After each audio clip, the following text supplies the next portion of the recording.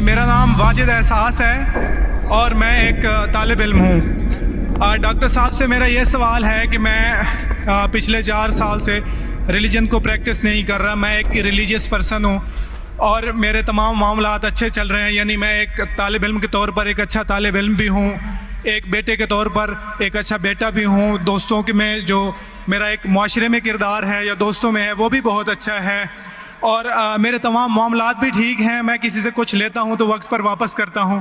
जब मेरे मामलात ठीक हैं तो मुझे क्यों मजहबी होना चाहिए? एक ये और ये है कि मुझे एथीस्ट होने का या इरिलीजियस पर्सन होने का क्या नुकसान है जो एक रिलीजियस पर्सन को नहीं है और उसको फ़ायदा है? ये मेरा क्वेश्चन है जाकिर साहब से। और मैं ये कहूँगा कि वो कोई मेटाफिजिकल आंसर ना दें, ऐसा कोई रैशनल आंसर दें जिसका अकल से और जिसकी अप्रोच रैशनल हो। Thank you very much. साहब, आपका नाम क्या है? वाजिद एहसास। वाजिद एहसास, आप मुसलमान हैं? I am not practising religion sir. हाँ, आप मुसलमान खानदान में पैदा हुए लेकिन इस्लाम पे अमल नहीं करते, बराबर? Yes sir, yes. अपने भाई साहब वाजिद मुसलमान खानदान में पैदा हुए, 4 साल से दीन पे अमल नहीं करते, कहते हूँ कि मैं तालिब इल्म हूँ और मेरे मामलात बहुत अच्छे, मैं अच्छे काम करता हूँ, कुछ लेता हूँ तो टाइम पे वापस दे देता हूँ और बहुत खुश है, तो क्यों उसे दीन पे अमल करना चाहिए? अच्छा सवाल है भाई साहब। ऐसे तो बहुत से शख्स है जो बोलते मैं बहुत अच्छा हूं। कई शख्स है। अच्छा होना किसके मयार से? आपके मयार से। हमें अच्छा होना चाहिए खालिक के मयार से। खालिक का मयार क्या है?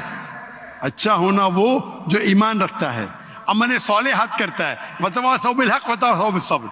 भाई साहब का सवाल है, लॉजिकल जवाब दो, लॉजिकल जवाब दो कि मैं 4 साल से दीन पे अमल नहीं कर रहा हूं, बहुत खुश हूं, जो चीज लेता हूं टाइम पे वापस करता हूं, तो आप साबित करो कि क्यों मुझे दीन पे अमल करना चाहिए।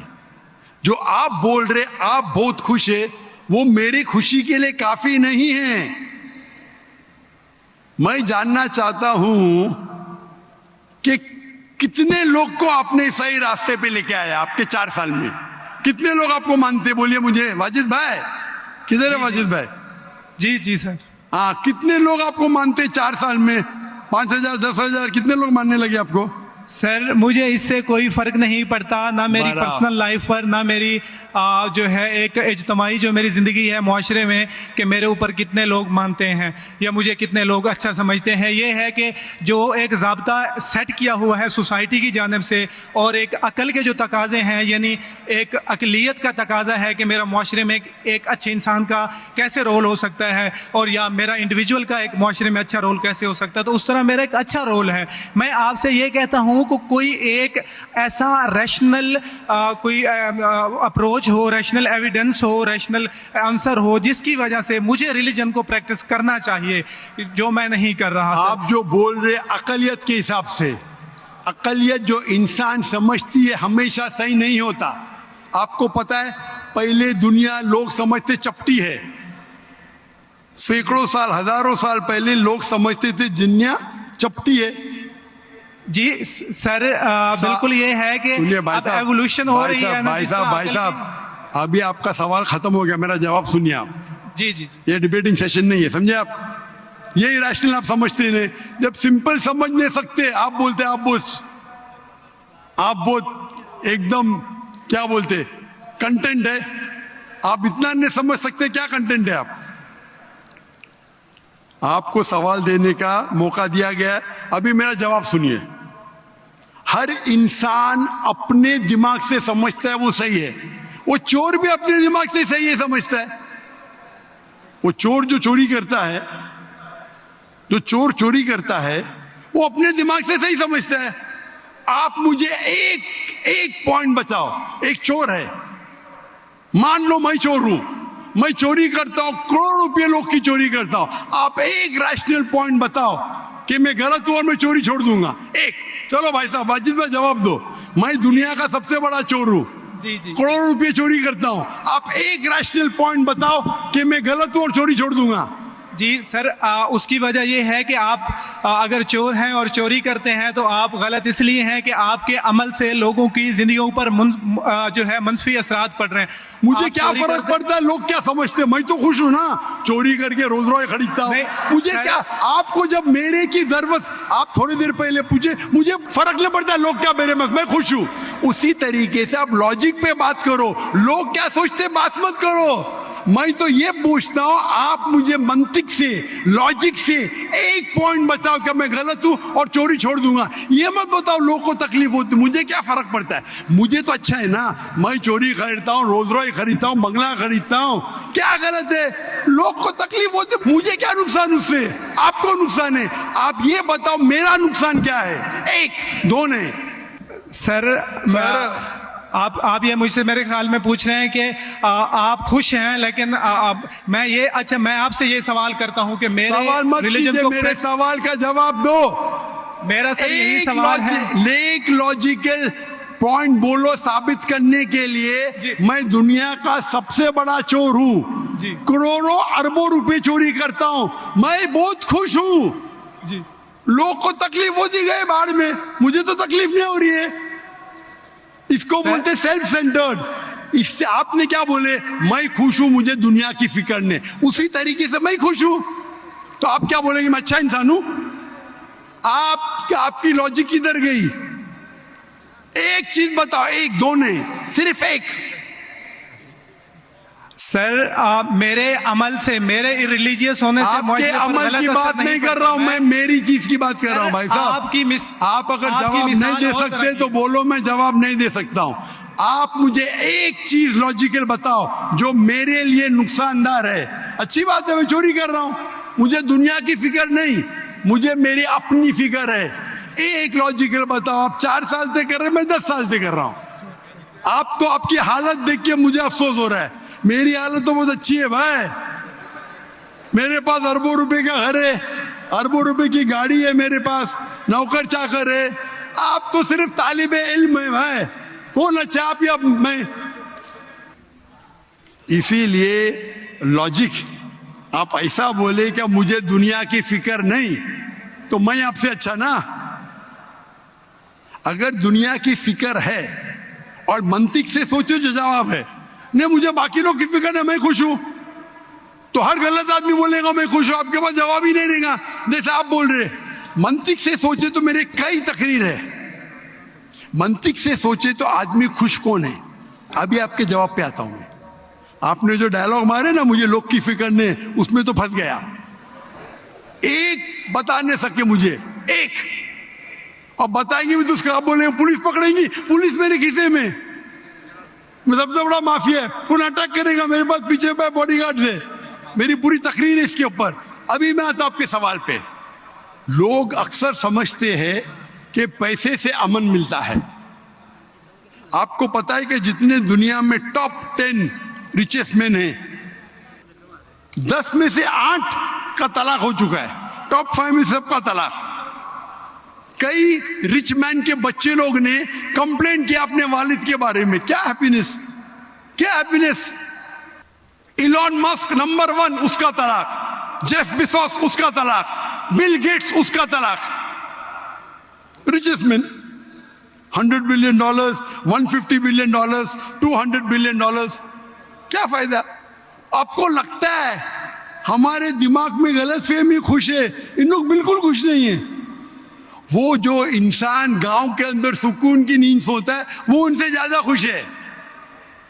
और ये दुनिया, आपने मेरी तकरीर शायद सुनी ही नहीं, अगर सुनी होती तो ये बात ही नहीं बोलते थे आप।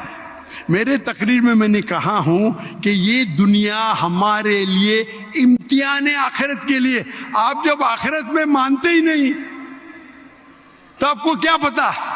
अगर मंतिक से सोचेंगे, लॉजिक से सोचेंगे, तो आपको पता होगा कि इस दुनिया का खालिक एक है।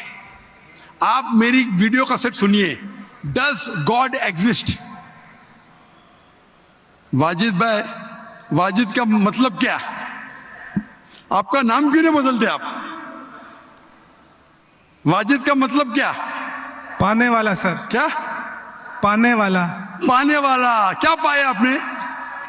सर मैंने 4 साल पहले पाया।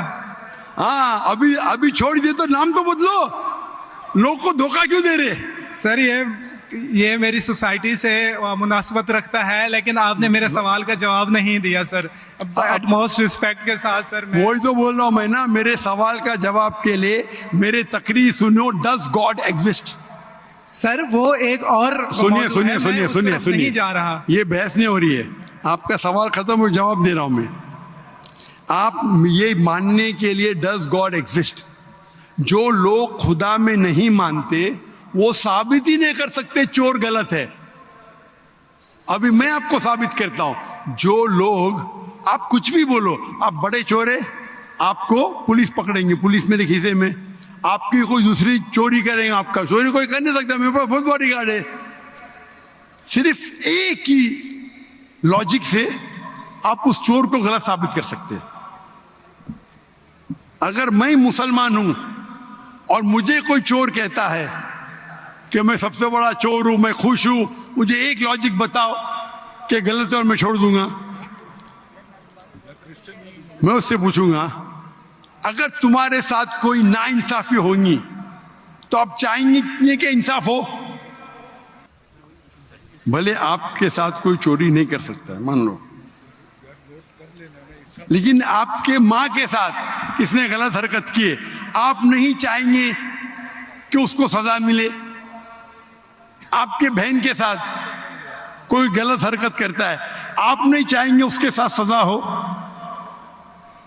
ये दुनिया में आप मिसाल लो हिटलर की। हिटलर ने 6 मिलियन 60 लाख लोगों का कत्ल किया। आपकी पुलिस अगर हिटलर को पकड़ेंगी क्या सजा दे सकती है?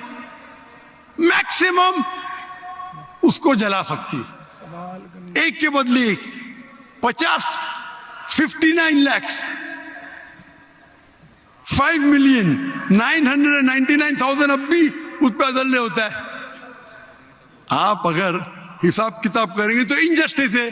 आप हिटलर को पकड़ेंगे, आपकी लॉजिक क्या सजा दे सकती है उसको? बोलो, क्या सजा दे सकती है? मान लो हिटलर को आपने पकड़ा, उसने 60 लाख लोग को जिंदा जलाया,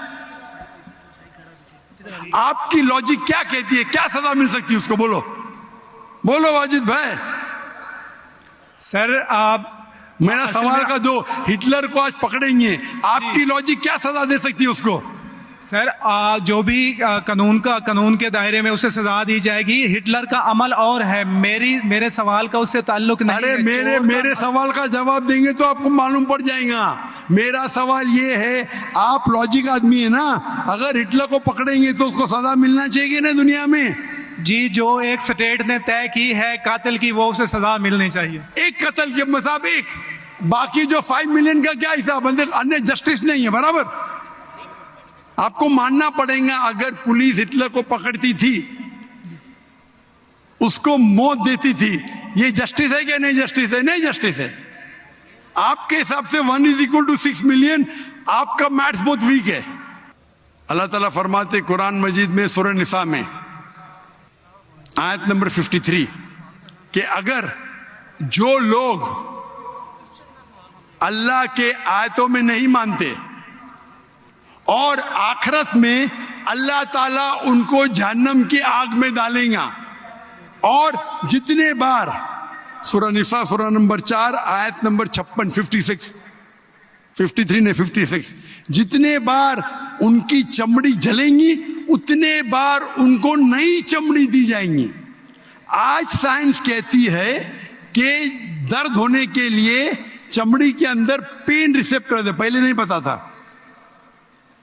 अगर आपको सीवियर बर्न इंजरी होती है तो डॉक्टर लेता है सुई और टोचता है। अगर आपको दर्द होता है तो डॉक्टर खुश है, यानी डीप इंजरी नहीं है। अगर आपको दर्द नहीं होता, डॉक्टर को अफसोस होता है, डीप बर्न इंजरी, आपकी एहसास के पेन रिसेप्टर्स मर गए। तो अल्लाह ताला फरमाते हैं कि जो लोग अल्लाह के खिलाफ है और अल्लाह का कहना नहीं मानते, अल्लाह ताला उनको दोजख की आग में डालेंगे, और जितने बार उनकी चमड़ी जलेंगी उतने बार नई चमड़ी देंगे ताकि वो दर्द का एहसास कर सके। तो अल्लाह ताला आखिरत में हिटलर को 6 मिलियन टाइम 12 मिलियन टाइम भी जला सकता है। ये अदल हुआ कि नहीं? हाँ कि नहीं? हमारे दुनिया में अदल हो ही नहीं सकता। तो इसीलिए चोरी खराब है तब मानेगा जब उसको मालूम पड़ेगा आखिरत है, हमारा खालिक है। विदाउट आखिरत आप साबित ही नहीं कर सके चोरी करना खराब है, बलात्कार करना, जिना बिल जब्र करना हराम है। आप साबित ही नहीं कर सकते। सिर्फ उस वक्त साबित कर सकते जब आपको पता लगेगा कि आखिरत है, हमारी इस जिंदगी के अलावा और एक जिंदगी है।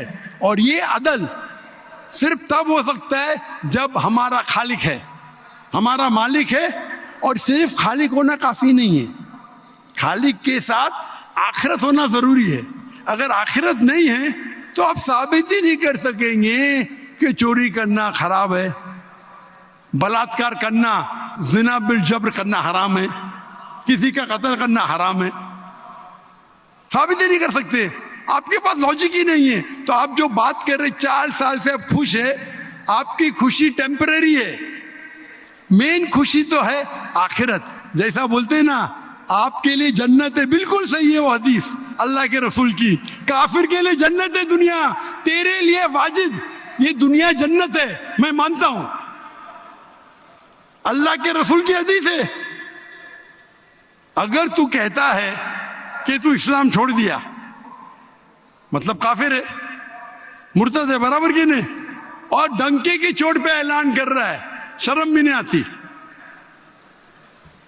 एक तो गलती करता है, डंके की चोट पे ऐलान करता है।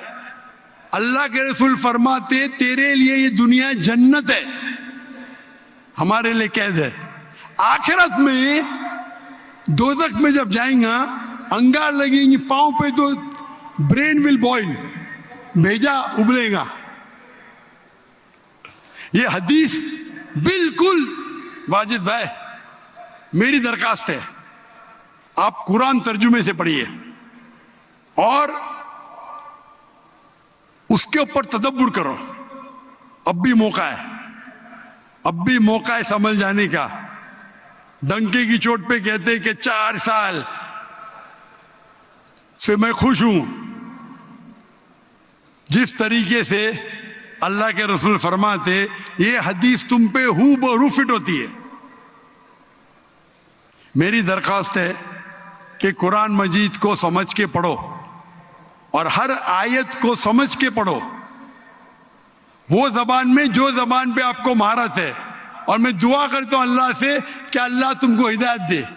अगर आप माफी मांगे और सही रास्ते पे आ गए, फिर से मानने लगे कि अल्लाह एक है, अल्लाह के अलावा कोई भी माबूद नहीं है और अल्लाह के आखिरी रसूल मोहम्मद सल्लल्लाहु अलैहि वसल्लम है, इंशाअल्लाह आपको आखिरत में निजात मिलेंगी, वरना आप खसारे में रहेंगे। मैं अल्लाह से दुआ करता हूं कि आपको हिदायत मिले और अल्लाह आपको हिदायत दे और आप सही रास्ते पे आ जाए। Like and subscribe.